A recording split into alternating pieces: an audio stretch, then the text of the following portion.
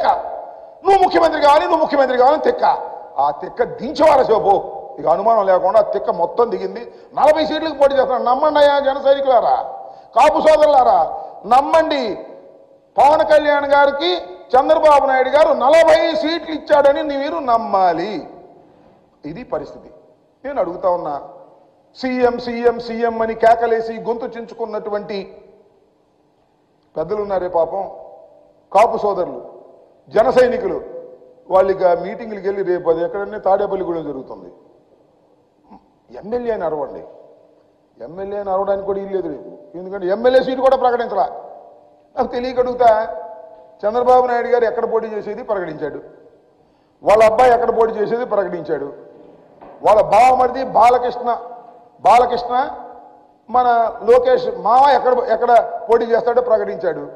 కానీ నీకు 24 సీట్లు ఇచ్చి ఎక్కడ పోటీ చేస్తావో ప్రకటించుకునే దశలో ఉన్నాయో నాకు అర్థం కాలేదు. అంటే రహస్యమా? పోటీ చేయవా? పార్లమెంట్కి ఏమన్నా పోటీ చేస్తావా? ఎందుకులే గొడవని మళ్ళీ సీఎం అంటారేమో నీ అభిమానులు అని చెప్పేసి చంద్రబాబుని సీఎం అనిపించడం కోసం పార్లమెంట్కి పోటీ చేస్తావా? What is this? ఏమిటి కన్ఫ్యూజన్? Total confusion. ఇవాళ తెలుగుదేశం జనసేన టోటల్ కన్ఫ్యూజన్గా ఉంది. మీరు ఒక్కసారి ప్రెస్ మీట్ చూస్తే అర్థమైద్ది. ఆ ముఖాలు చూస్తే ఓడిపోయే ముఖాలు చాలా క్లియర్గా అర్థమైపోతాయి.